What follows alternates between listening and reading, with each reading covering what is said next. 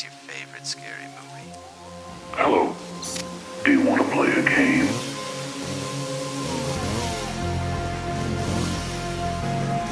I ate his liver with some fava beans and a nice Chianti. They're coming to get you, Barbara. You know, it's Halloween. I guess everyone's entitled to one good scare, huh? That the power of Christ compels you! The power of Christ compels you! The power of Christ compels you! Here's Johnny! I see dead people. Alive! It's alive! It's alive! It's showtime.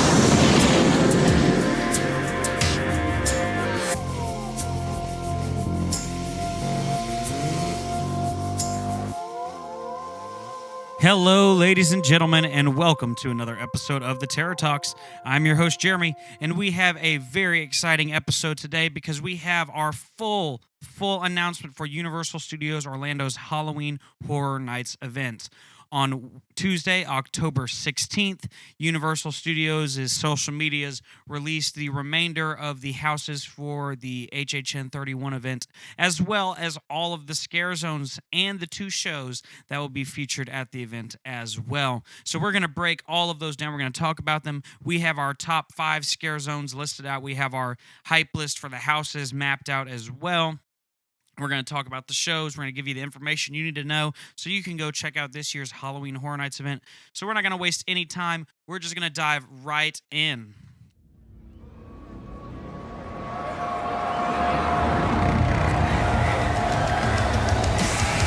We gotta move fast. We're gonna get to all the haunted houses tonight.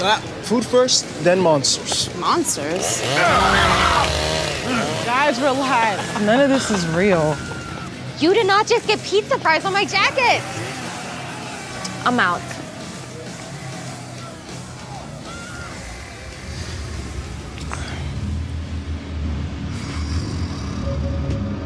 Guys?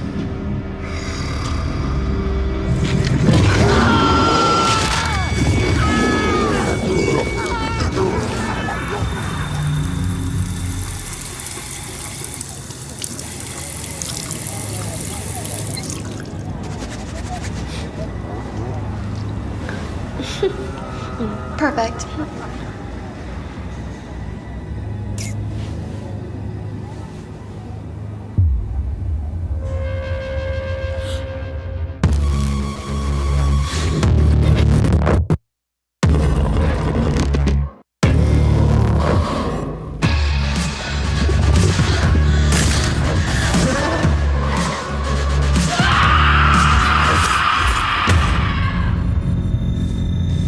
I can't believe you actually enjoy this. I love this. Seriously? Fake. Not real. Okay, that's definitely not real.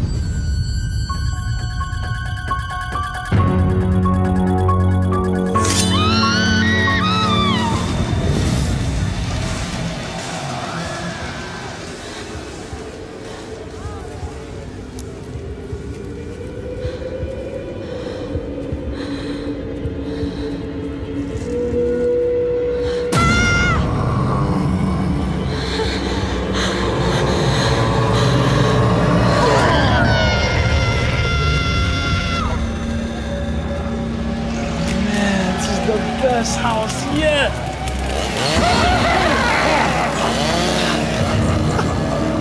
Oh, awesome.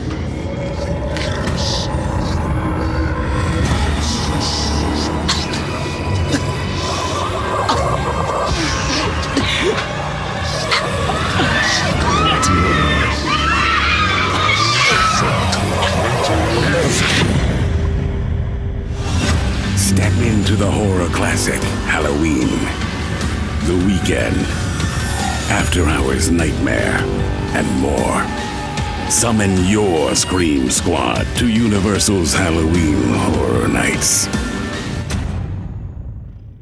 Scream together or you won't last long. Summon your Scream Squad to Universal Orlando's Halloween Horror Nights, the world's premier Halloween event.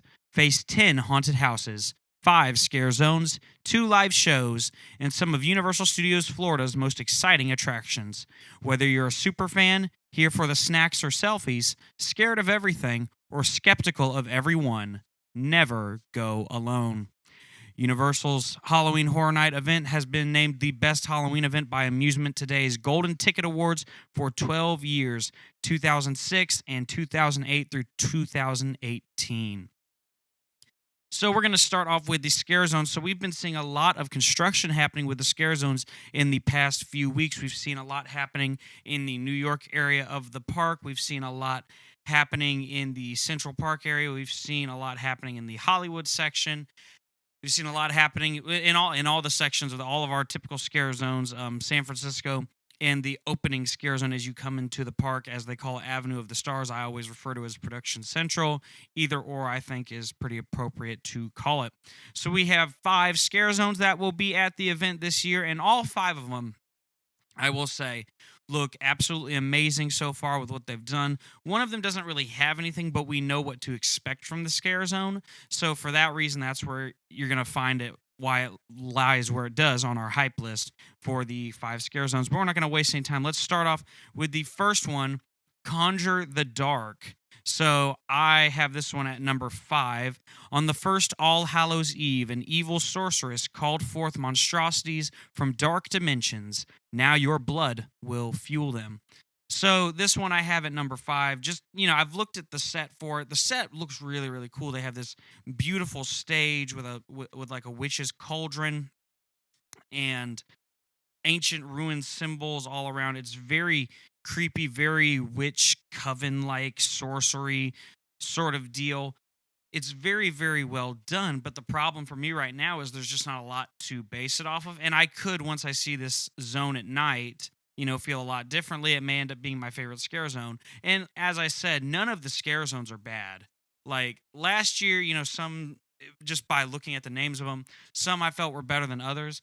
This year, you could mix and match these any direction you wanted to, and they would still be fantastic zones, fantastic aesthetics, something very much worth being a part of and experiencing it. I just put this one at number 5 just because, to me, it's not the most exciting thing. It does look beautiful so far, but there are other things that have come a little bit further that I feel are a little bit more beautiful, a little bit more fleshed out already.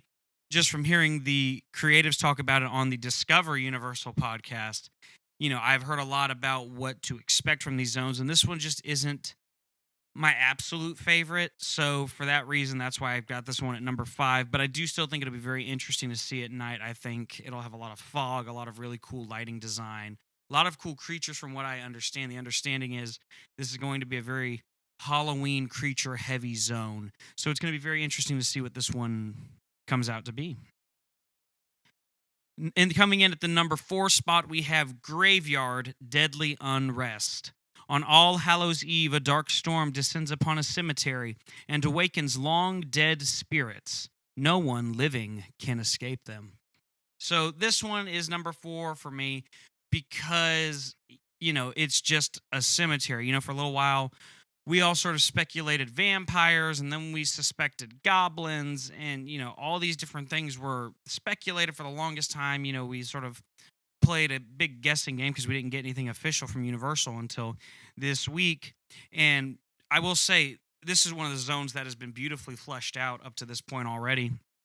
Universal Creative has been getting in there and just going to town on this zone and making it look beautiful. And the scenery looks really, really good. It's a dilapidated cemetery, lots of vinery, lots of old crypts and whatnot, a lot of graves, tombs, that sort of deal. And it looks beautiful. It looks stunning at this point. My thing is, though, it's a graveyard, and that I understand the whole thing with this year's Halloween Horror Nights is, they're playing with the typical Halloween tropes of cemeteries, witches, pumpkins, candy, scarecrow, all that good stuff. For me, there's just not a whole lot you can really do with a graveyard, and if you're not gonna sort of hone in on the idea of maybe vampires or goblins or something, it's just a graveyard.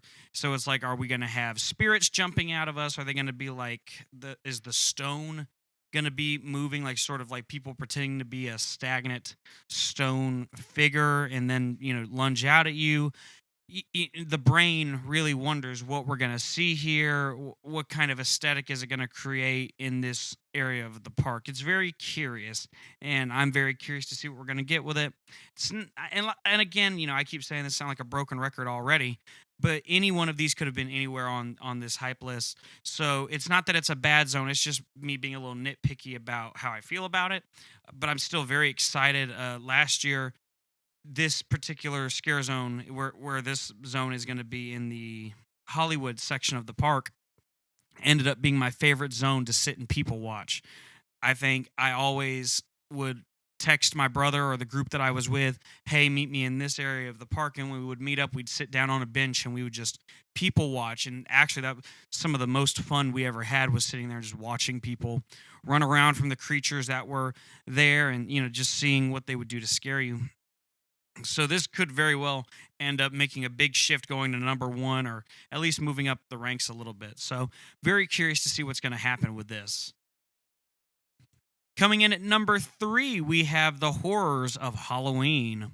The Pumpkin Lord, the spirit of Halloween, has taken over this year's event, summoning hordes of fiendish creatures. Terror has taken root. So this one is at number 3. Again, could have been anywhere. Last year, the particular entry scare zone wasn't my all-time favorite. In fact, it might have been number 5, if I recall correctly. Not because it was a bad zone or anything, but there just wasn't a whole lot happening in this zone. This was your photo op zone. You took your pictures and said, hey, tag Halloween Horror Nights, tag Universal, and that sort of deal in this zone. And so there wasn't a whole lot of, I guess you could say, meat and potatoes to it. And so that's why, I sort of ranked this one for this year as number 3, because I do know, it's that first scare zone when you walk in. It's more of sort of a welcome to the event. This is what you're going to get. This is what you're going to get. It's almost like a portal into Halloween Horror Nights. And so because of that reason, that's why I'm a little bit, shall we say, iffy, because that's just sort of how it was last year. It was very just simple. I didn't see too many people getting scared. Every now and then I saw a person get scared, but this was the zone where, we had a lot of interactions with some of the monsters and waving at them and taking pictures. It was your picture zone. But what I will say is that I could see this as coming out as a much bigger thing this year, because it does tie into that lore of the Pumpkin Lord from last year's Wicked Growth Realm of the Pumpkin House, which was one of those things that people pushed for. We're like, HHN 31, you've got to have the Pumpkin Lord. It just seems like it's a no-brainer. If you don't use that mythology, if you will, then it's a creation, an opportunity wasted. And so I'm really glad that Universal is bringing him back as sort of the face of this year's event. The question that I've asked several people, and it sort of seems to be very uneven answers, no one's really sure, is the Pumpkin Lord going to officially be the icon of this event? We've had the icons of Jack. We've had the caretaker, the director, the storyteller, the usher. These are the typical icons and whatnot. Fear, all of these actual named icons. Universal would say this is the icon. Last year for HHN 30, they made it a point to say Jack is back. Is the Pumpkin Lord going to sort of take that spot as the actual icon of the event? Or is it more so just a character that just happens to fit into the lore of this year's event, with it being Halloween, 31, pumpkin, that sort of deal? So I am curious if they're going to sort of bring him into the forefront, because they're saying that he is summoning hordes of fiendish creatures and that he is the spirit of Halloween, which all of that makes perfect sense. But is it just going to be one of those things where we see him right there at the front, or is he going to like appear on a lot of merch and that sort of deal? It makes you wonder. And I wonder what we'll get with an opening ceremony too, with that case, if he is the icon for the event. What are we going to get from him? So I am very curious. From what I understand from listening to the creatives talk about it, it sounds like he's going to be in that scare zone all night and sort of be like, just there. He's grown and he's controlling everything. I'm expecting to see a lot of like pumpkin roots, going all over the scare zone. We've already seen this beautiful lighting truss, very similar to what we saw last year. And pumpkins have appeared everywhere, especially everyone's little favorite pumpkin, Little Boo, has appeared on there as well. So I do wonder in what capacity the Pumpkin Lord is going to be in charge of this event. What is this scare zone going to look like? I'm hoping we see some more set pieces start to move in quickly, because right now it's just pumpkins, and the pumpkins keep growing and growing and growing. It quite literally is wicked growth brought into a scare zone. So that is kind of neat. But I just want to know where it's going to go from here. So that's why Horrors of Halloween is number 3. Again, this could end up being my favorite one this year. It's all about how you see it at nighttime at the event. Now, coming in at the number 2 spot, we have Scarecrow, Cursed Soil.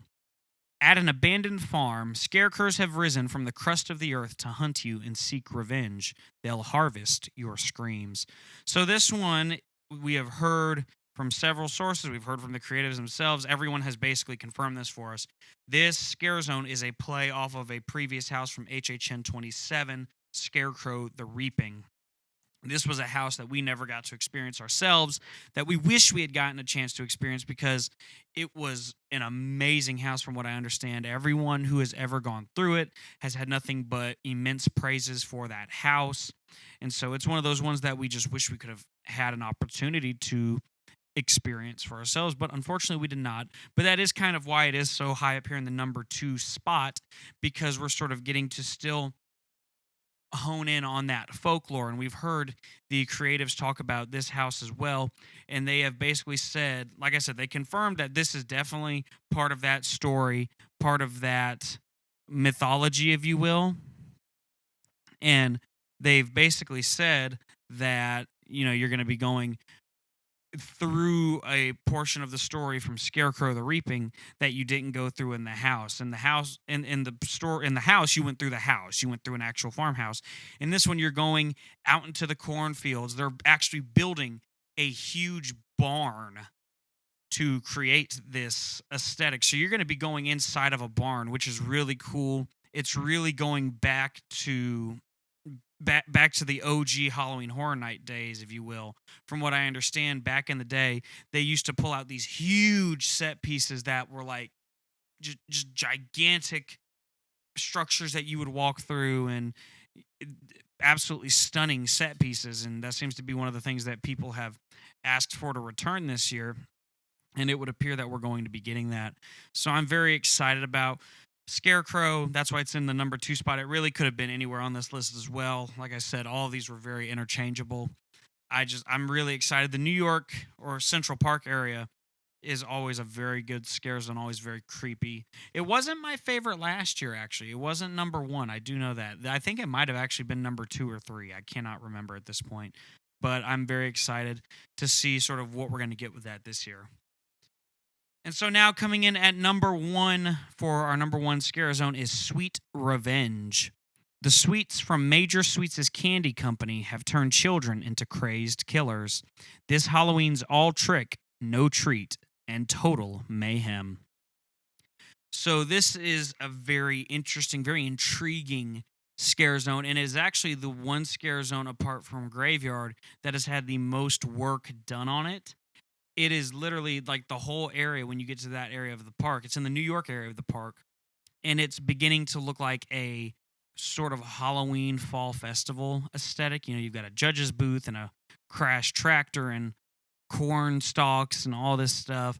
And from what we've heard from creative, they're going to be bringing in crashed parade floats. I believe I read somewhere that the Mardi Gras floats are actually going to be repurposed in such a way that they have become crashed parade floats in this scare zone. So you're going to have to sort of navigate your way around the floats, and those are some big floats. So if that is the case, that is going to be really, really cool to have to sort of walk around those. This already seems to be one of the most interesting looking scare zones. The story, I love the story, the idea of this candy company giving children candy and turning them into mutants. If memory serves correctly, I also read that the tribute store that is right there in that scare zone, actually, when you go through it, the houses inside of the tribute store are going to line up with the other scare zones in theme. And then in the last room, that final room ties into the scare zone that you're about to enter into. So everything sort of ties together cohesively, very cohesively together. And it just works beautifully. And so I'm really excited about this one. I'm excited to see how it evolves, what we're going to see in terms of creatures. You know, one of the big things they say is children turned into crazed killers. I'm curious what that means. Are we talking mutant children?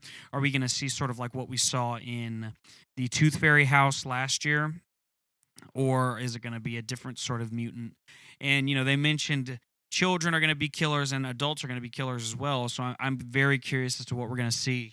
And it's definitely going to take the old trick-or-treat trope and turn it on its head and really just scare the crap out of people. I think this is going to be a really fun scare zone to experience, be a part of. That's why it's number one. And of course, last year's New York Scare Zone actually ended up getting shot way down the list. I believe it came in number 5 or 4 because it just wasn't as exciting as one had hoped or one would have hoped. And so that was very unfortunate at last year's event being their first year back. But I think now, you know, we got our sort of comeback year with HHN 30. You know, everything was very cautious with pandemic precautions and whatnot. We were sort of dipping our toes in the water again, getting used to being back for Halloween Horror Nights. This year, I feel like Creative was able to sort of come out swinging. I feel like they sort of got the reins, you know, released and said, go for it. Make an amazing event. And I feel like this is going to be like, this is the big year to say, all right, we're back. We're better than ever. You know, last year was good. It was amazing. It was my first year, HHN 30 was. And so I think with 31, we're going to just really be in for a treat. I think they're going to pull out all the stops. And, you know, we're going to talk about some of the things that are coming back that we know of for sure in the houses when we get into that. And so I think it's going to be a banner year for Universal. I mean, it's HHN 31. The 31 is the number of Halloween, October 31st. So I don't see how this can be a bad year. I feel like no matter what they did, this year would have been phenomenal. So I'm ready to dive in and just get to it. We're almost there. We are, as of the day of recording this, we are close to 2 weeks. We are almost at the 2-week mark. So I'm excited. I'm ready to go. So in addition to the 5 scare zones and the 10 haunted houses, which we'll get to those in a moment, we've got 2 shows that are coming to the event. I want to talk about those first. The first show is Halloween Nightmare Fuel Wildfire. The show that sparked a firestorm last year is ablaze with a new nightmare. The pyro and aerial performers are back to reignite your fears. So, Halloween Nightmare Fuel. This was an amazing show last year. People went nuts for every single showing of it. I unfortunately got to see it once, but I wish I could have gotten to see it more because it really was that impressive. It was that explosive, if you'll pardon the pun. They did an amazing job with this show. So much like pyro, so many like dangerous stunts that were happening. There were elements of magic. There were very risque dancers on the stage, which for some love it, for some close your eyes, but it was done very well. You could tell there was this sort of cohesive story that was going on throughout the show, whether you were paying attention to that or not. You know, there were plenty of other things to pay attention to because there was just so much going on around you. The soundtrack was so well done. You know, it had like remixes of popular songs, and then it had like just the actual song, like Welcome to the Black Parade was like the way they sort of started it all off and got you into it. And that was such a great way to just get you pumped for this show. And I'm not one who usually likes the big bassy boomy shows that, you know, has the more trap sort of music and that sort of thing. But there was just something about this one that just, it gave you chills. It made the hairs on your arms stand up. And no matter how many times you saw this show, I think I always heard an audience applauding. You could hear the audience applaud from across the lagoon of Universal. Like if you were standing in the Simpsons area, Springfield, and you heard the finale of the show, you could hear them from that distance and probably even further too. People loved this show, and it's not difficult to understand why. They did a phenomenal job. I'm curious, I know that this show was sort of conceived off of Britain's Got Talent. I know last year it was anyways, and so the Britain's Got Talent people were supposed to be a part of it last year, but with pandemic restrictions, they were not able to be here. So I'm curious if they're bringing them in for this, or if Universal's sort of going in-house again and doing it with their own dancers and stunt performers and that sort of thing. But I definitely am excited for this one. I'll definitely be seeing it. Definitely going to try and see it more than I did last year, that's for sure.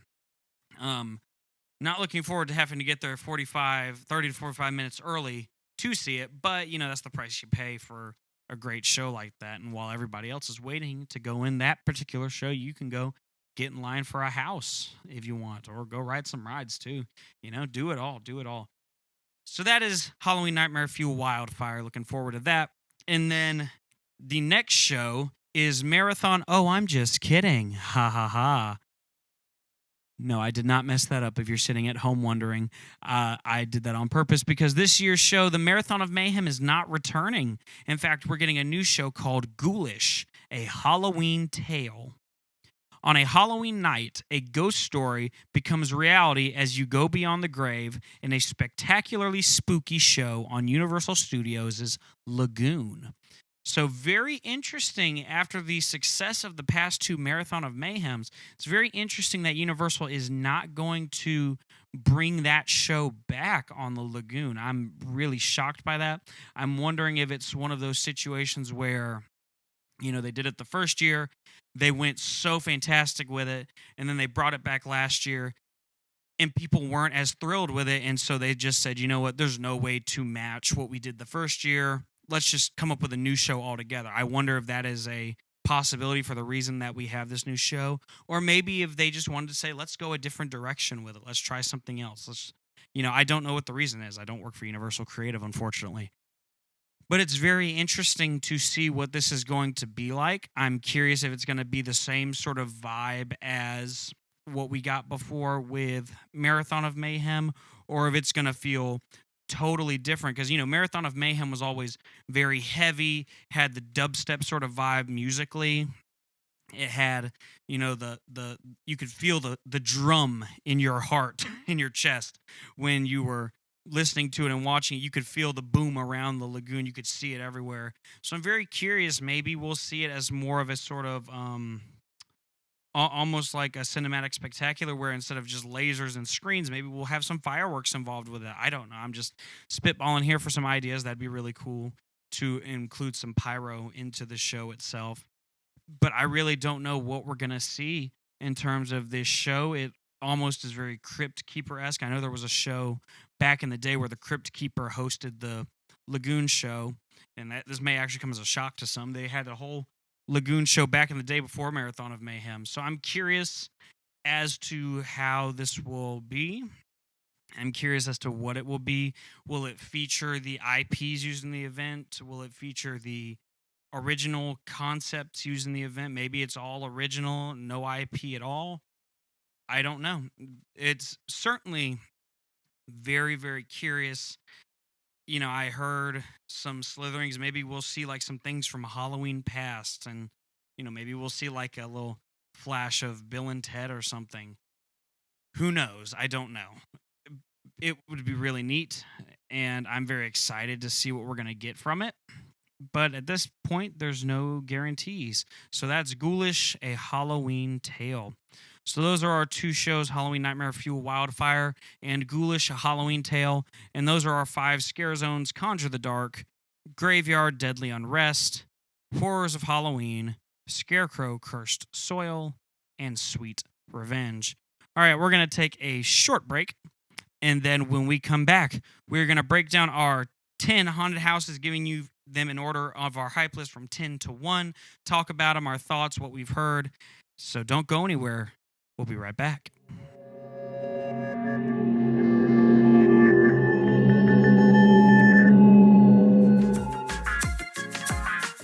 Are you looking for more content to listen to?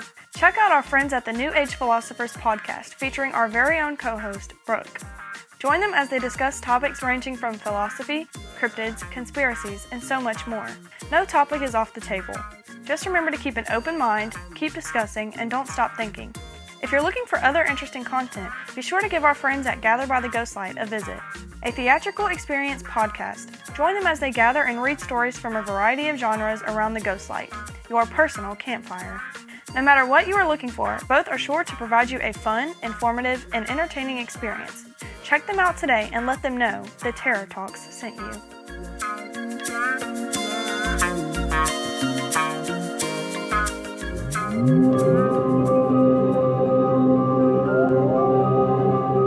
And we are back, ladies and gentlemen, on this episode of the Terror Talks. Before the break, we were talking about the 5 Scarezones for HHN 31 at Universal Studios Florida, and then the 2 shows that will be at the event, Halloween Nightmare Fuel Wildfire and Ghoulish, A Halloween Tale.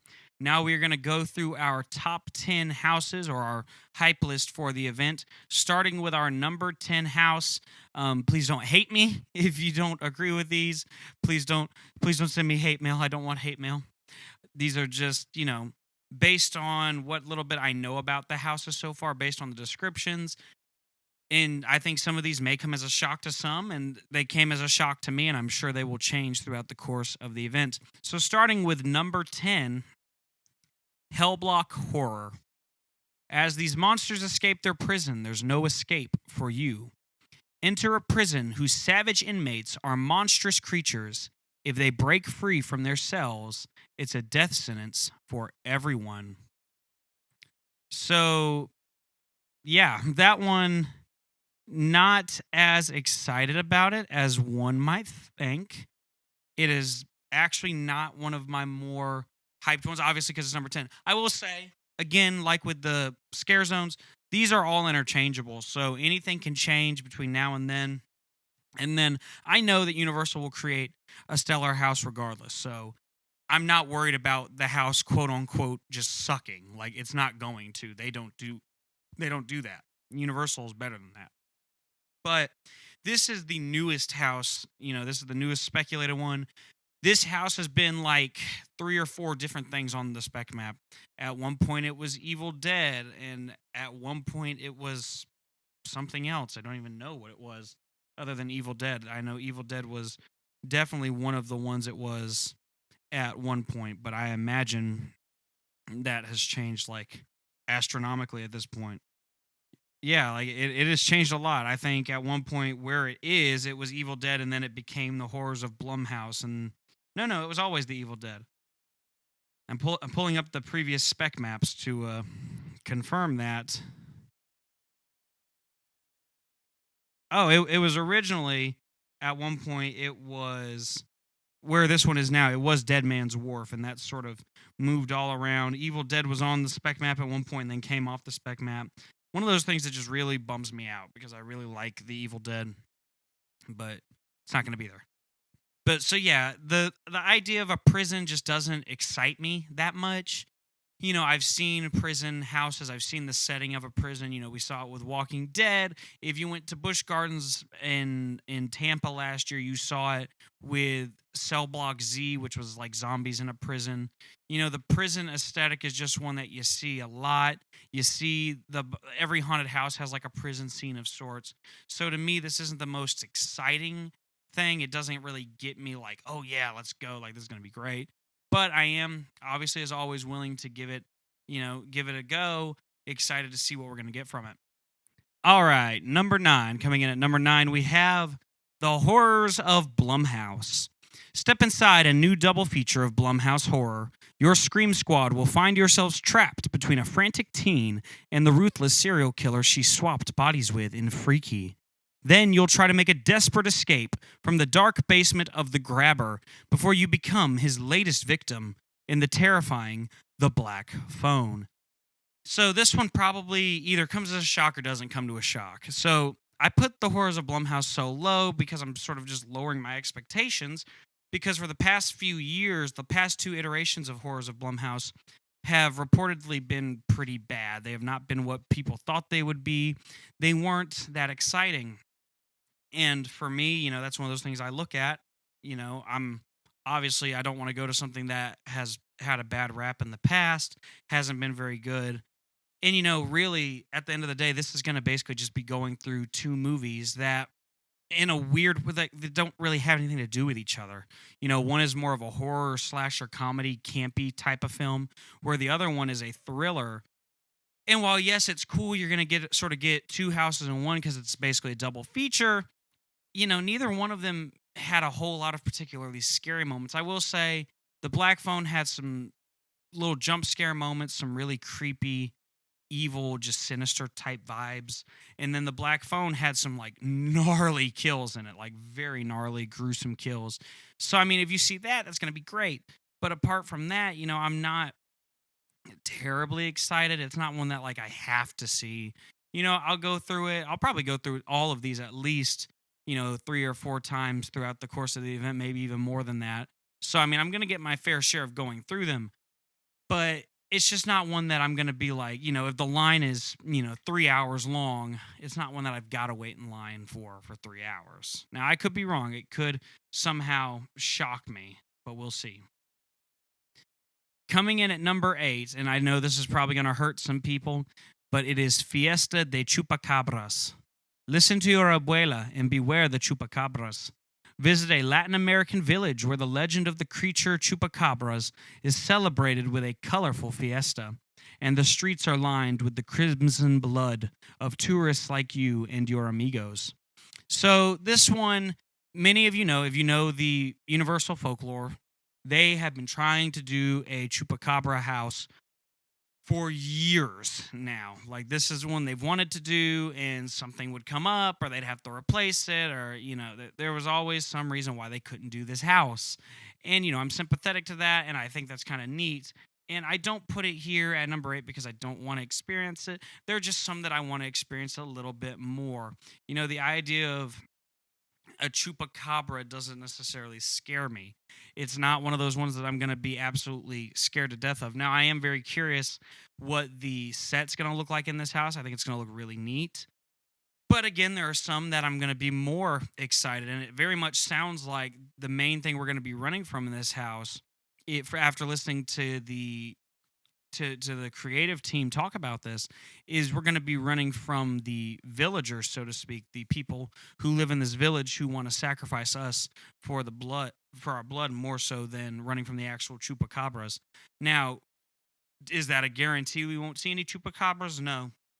But at the same time, I'm getting very much like the villagers just want us for our blood sort of vibes. They're going to be the main threat, is what it seems like. So I'm curious to see if that's true, or if we're actually going to get, a lot of chupacabra-esque creatures.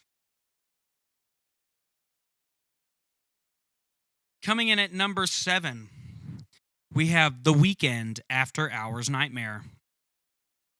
Prepare to enter the macabre mind of The Weekend in this haunted house as he stalks your squad through the surreal nightmare of his after-hours music.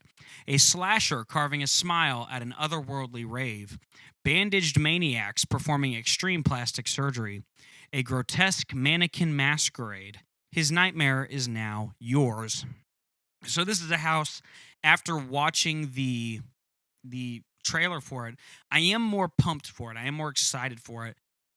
And I think it's going to be a really neat house. That being said, I don't know much about The Weeknd. I don't know much about the lore of his music. So it's still not, number 1 on my hype list. It's not one that I just got to go through.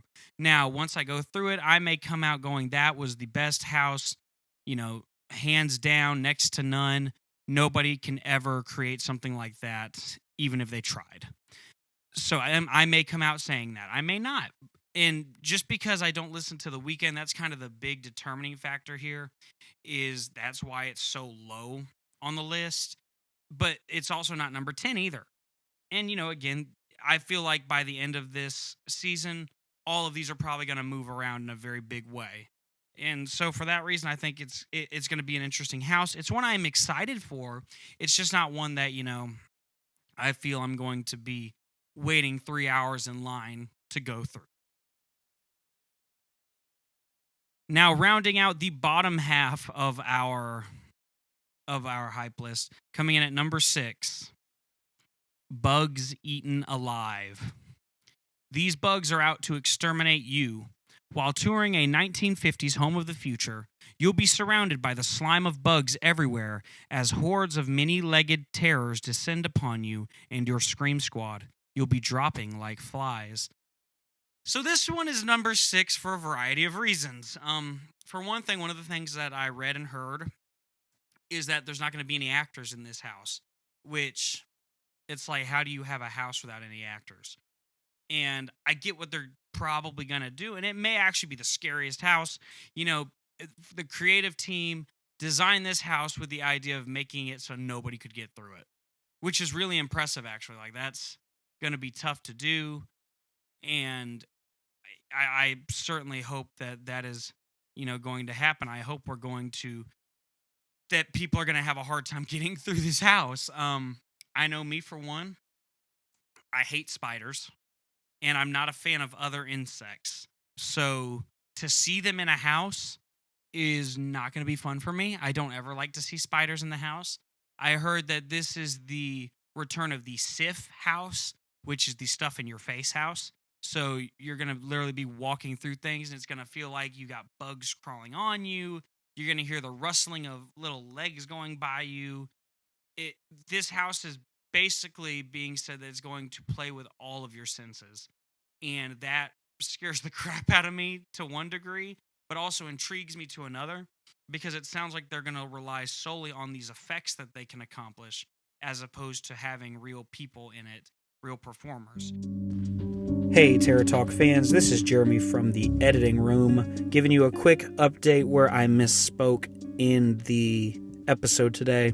I said that after listening to an episode of Discover Universal that they said there were no performers in this house. I went back and re-listened and looked at the transcript of the episode that was provided by another source and discovered that what they were actually saying is there are no performers in the house yet. They said that there are no performers in the house right now, and yet they still can't get through, meaning there will be performers in this house. This house will not have no performers in it. It will definitely have performers in it. So just wanted to give some quick clarification on that so that we don't have any misunderstandings, and I don't want to give out any false information. All right, back to your regularly scheduled program. So I'm curious as to what this is going to do to people. You know, people who are afraid of bugs are already like getting the creeps just by thinking about this house. And so I'm curious if these are valid fears. Is it going to be as scary as we seem to think it is? It's going to be an interesting house, to say the least. And it's in a tent house. And these tent houses tend to be very close corners, very tight spaces, which that is one reason I'm a little creeped out by it, because it's like tight corners right near the bugs. They did say they're not real bugs, but still, it's the idea, and Universal is Universal. They can make it seem like it's real bugs. It ain't gonna be that hard. So I'm very curious what we're gonna get with this one, and that's why it's number 6, because it's like, if it scares the crap out of me enough, I don't know that I'm gonna go through more than one time. Like, this is gonna be an interesting one for people. I'm curious where this is gonna land for a lot of people.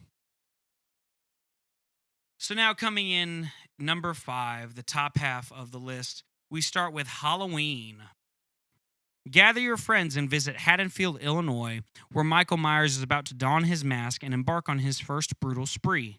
Silent, merciless, relentless. He's the embodiment of pure evil. You don't want to go alone as you go back to where it all began. This year, step into the original 1978 horror classic, Halloween. So this one's at number 5 because it's Michael Myers, it's Halloween. You're basically going to be going through the movie. Now, I'm excited for this in the way of I've never gotten to experience the Halloween house before. Halloween is one of my favorite horror movies. It's a classic. You can't beat it. Michael Myers, come on. And so I'm excited about this, but it's not like number 1 on my list either. Now, is it one I'm going to go through several times at this event? Hell yeah, without a question, without a doubt. In fact, if I don't go through this house 1,000 times, this is like an Invasion of the Body Snatcher situation. It is not me, because I love Halloween. I love Michael Myers. Like, that is my movie right there. I got the original 1978 and then the new one that came out in 2018 as a Christmas gift this past year. And it was like sort of a double feature sort of thing. And yeah, absolutely love that movie. Already making plans to go see the new film when it comes out in October. So I love Halloween. But, you know, there are some other ideas that Universal has, some originals that are just a little bit more intriguing. And, you know, like I said, Halloween, you know, you're just going to be walking through the movie. And while that is fantastic, you know, hearing that score, I hope, you know, as we go through, we get to hear John Carpenter's signature score. You get the little zingers when he jumps out and, you know, that sort of deal. I hope we get all that. And it'll be amazing. I will have chill bumps on my arms, my hair on the back of my neck and my arms and legs and everywhere else will stand up because it will be so surreal and so cool, so neat, so different. For me, anyways. It'll be an experience for me. I know a lot of people are sort of sick and tired of Halloween at this point, but I will be super excited about this one. But like I said, it's not number one in terms of what interests me, just because there are some other stuff that I think is really cool ideas they have. So number 4, I have Universal Monsters Legends Collide. If you thought one Universal monster was scary, how about 3? Better summon your Scream Squad, because you're about to get caught in the middle of an epic battle between the Wolfman Dracula and the Mummy, together for the first time ever.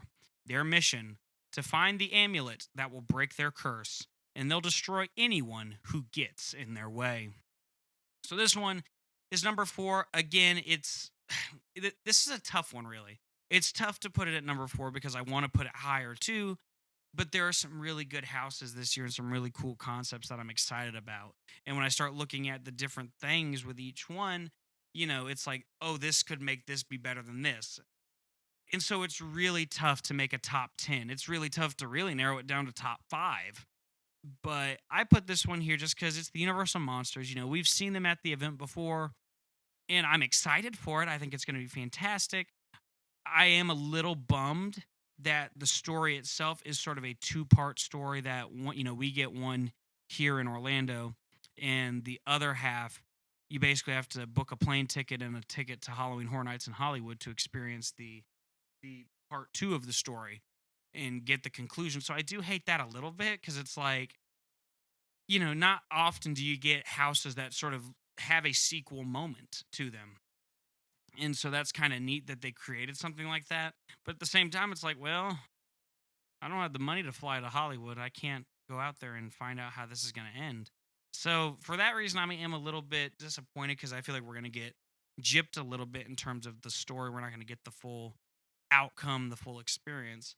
But I still think Universal is going to do some fantastic things with this house. They're going to create some beautiful scenery, some great scenes, some great costumes. And it's going to be one of those really good ones. It's in one of the parade buildings. It's in the Beetlejuice parade building, I believe. And so I think that's a great place for it. There's a lot that they can do with that house. Coming in at number 3, Descendants of Destruction. Deeper, darker, deadlier. Careful not to leave any of your Scream Squad behind as you descend the subway tunnels of a deserted New York. Lurking in the dark are hungry mutants looking to feast on the last remnants of humanity.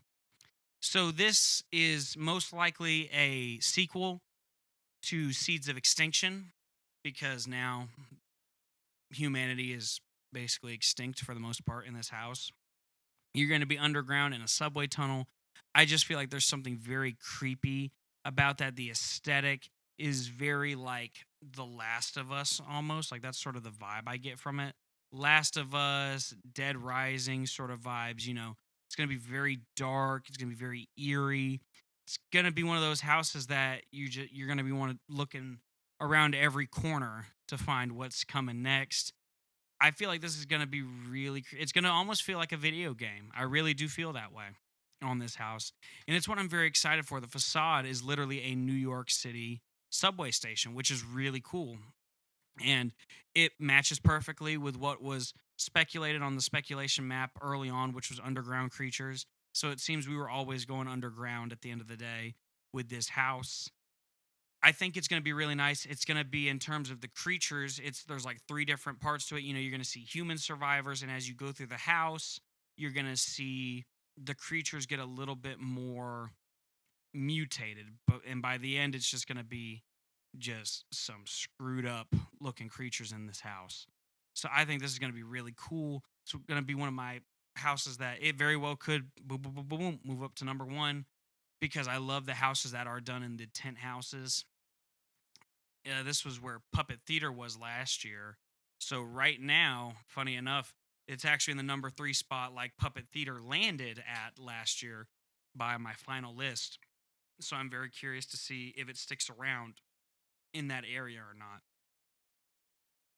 Then we have number 2, Dead Man's Pier, Winter's Wake.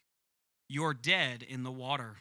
In a New England fishing village, undead fishermen emerge from the waves to seek their revenge. You and your Scream Squad may have escaped their hooks in the Scarezone. Now they'll reel you in and drag you under. So this is one I'm very excited about. It's number 2, mainly because of what I've heard about it and the theme itself. Dead Man's Wharf was a great Scarezone. I didn't get to experience it, but I've seen a lot of pictures of it. I love, the whole pirate fisherman aesthetic. I love the things that you can do with houses like that, with Scarezones like that. Mine's racing with the ideas of what you could do special effects wise. There's one special effect that I find near and dear to my heart. Any house I go to, they've got it. You've just won, in my opinion. It's the laser that goes across and it looks like you're walking through water. That's always a fantastic effect, and the monsters or creatures or scare actors can jump up over, like they can hide underneath the laser with the fog, and then they can come up over it so it looks like they just came out of the water and scared you. And that's a great effect they can do. The haunted house is obviously going to take place during the winter, and we know Universal has done some great things with winter-themed haunted houses. Particularly, I know one for sure in recent years. I didn't get to experience it, but I heard a lot of praises about it, was Yeti Terror of the Yukon. They did a phenomenal job, is my understanding, that they made the soundstage cold. You felt like you were in this snowy area of the woods. And so I imagine they'll be able to do something like this again, make it feel very cold. I've heard that this is a very sad house in terms of like the emotion is going to be very sad, as opposed to like evil ghosts coming at you. They're going to be very despairing, very sad creatures. So I think this will be a really house. I hear this is a beautiful house. So I'm excited to see the scenery for this one, and hoping that this will be one that I hopefully get to do a behind the scenes tour during the day in. So I'm very excited for this one. So it's in number 2. And finally, number 1, we have Spirits of the Coven. They're bewitchingly terrifying. A coven of beautiful flapper witches will lure you into their 1920s speakeasy, reveal their haggish true form, and turn your Scream Squad into a witch's brew. They'll be cackling. You'll be screaming. So this is exciting for me. I am hooked from the get-go on this one with it being 1920s, because one of my favorite houses last year was Case Files. And that took place in the 20s, 30s kind of era, very speakeasy sort of thing. You went to the Kitty Cat Club, had that very film noir sort of aesthetic. I imagine we're going to have a very similar aesthetic here. And I've heard from other people, that they're getting that same sort of vibe. And I'm hoping I'm right. Because if it is, I feel like this one's going to win for me. That's why it's number 1 already, because it's like, I love that aesthetic. And then, to tie that in with witches and sort of use the whole 1920s front as almost as a front to try and trick you and lure you in. And then they say you're going to enter into the 1920s speakeasy, and then as you go through, it's just going to get worse and worse, and bad things are going to happen, and it's going to be clear you're in a witch's area and you're getting turned into witch's brew. This is one I feel like they can do a lot of theming with. And again, I keep going back to the speakeasy, I'm sure they can take some of the set pieces they had from the scenes from Case Files, bring it over there and sort of play with that. Same with like the soundtrack in this house. From what I understand, they had a great time with the soundtrack in this house. So I'm very excited about that. I imagine, very 1920s jazz, big band type music, lots of saxophone and muted trumpets playing. I'm a musician, so I go crazy for things like that. So yeah, I'm very excited for this one. I love the idea of witches. I love that this year they are playing with all of the classic Halloween tropes. That's so genius for HHN 31. They have done a fantastic job with that. So that is it. That's our top 10 that's our hype list for Halloween Horror Nights 31. Number 10 is Hellblock Horror. Number 9 is The Horrors of Blumhouse. Number 8 is Fiesta de Chupacabras. Number 7 is The Weekend After Hours Nightmare. Number 6 is Bugs Eaten Alive. Number 5 is Halloween. Number 4 is Universal Monsters Legends Collide. Number 3 is Descendants of Destruction.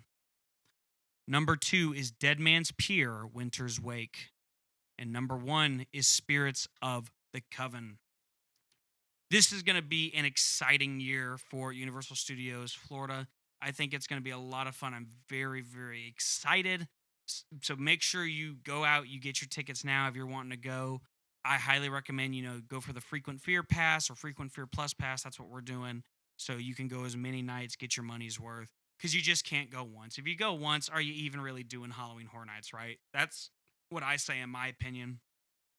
Just a reminder, Halloween Horror Nights is a separately ticketed event. It is not included with park admission. It runs select nights from September 2nd through October 31st, and it is not recommended for children under the age of 13. So if you've got those little ones, I recommend you leave them at home. Mom and dad go out for a night at Halloween Horror Nights. Stay the whole time, stay part of the time. Just go out, have a good time. Leave the little ones at home because you're going to have a great time. And it's going to be awesome. I'm so excited for this year's event. I feel like this is almost like Universal sort of getting back into it full force, as opposed to last year was just getting back into it. This is getting back full force. I think the houses probably won't have the plexiglass screens down, which will lend itself great to some really awesome scares in the houses. And I just think it's going to be a fantastic event. I'm so excited. We are basically 2 weeks away from opening night. We're going to be there opening weekend. We're going to be there all opening weekend from Friday, Saturday, Sunday, and maybe even a little bit into the following weekend. And then we'll be there all closing weekend, starting from like the 26th all the way through the 31st. We're going to go every night. And then there might be a couple in the middle there as well. It's going to be so much fun. We're looking forward to it. We cannot wait. But that is going to do it for us on this episode of the Terror Talks. We hope that you enjoyed yourself. And if you did, be sure to like, comment, subscribe. Let us know what you liked, what you didn't like. You can reach out directly to us at theterrortalks@gmail.com. Be sure to go give all of our social medias a like. We are on Facebook, Instagram, Twitter, Snapchat. We have a Patreon you can check out as well. And we are on YouTube as well. So go check those out. Subscribe, like, comment, all that fun stuff. Be sure to go check out our friends over at the unofficial Universal Orlando podcast. They are covering all things Universal Studios. And then go check out their sister podcast, the Rush of Fear podcast. They are covering all things Halloween Horror Nights and just Halloween related. Then you can go check out our friends over at the Theme Park Duo podcast. They're covering all things on the West Coast, Halloween Horror Nights, Universal Studios, theme park, all the West Coast stuff. They're covering it. You definitely want to go check them out. Let all of them know that the Terror Talks sent you. Also, if you want to help out our channel just a little bit more and help us keep the lights on here, there's a link in the description that you can click on. You will donate $3. $3. We ask you for nothing more, nothing less. But $3, one-time donation. It donates money straight to us, and it all goes back into the channel and to keeping us afloat for a little bit longer. You can donate more if you feel so inclined, but we do not ask you for more than $3. We think that is more than enough just to say, I support you. We like what you do. We want to see more. So please, if you can, if you feel so obligated to, go ahead, go down there, click on that link. Give us a little bit of love for that. Finally, we want to thank you for being such an amazing part of our Terror Talks family. We could not do the show without you. You are what makes the show possible. So thank you for tuning in on each and every episode. We wouldn't be able to do it without you. But that is going to do it for us today here on this episode of the Terror Talks. My name has been Jeremy, and until next time, be safe out there. Don't text and drive. And be excellent to each other. We'll see you in the fog.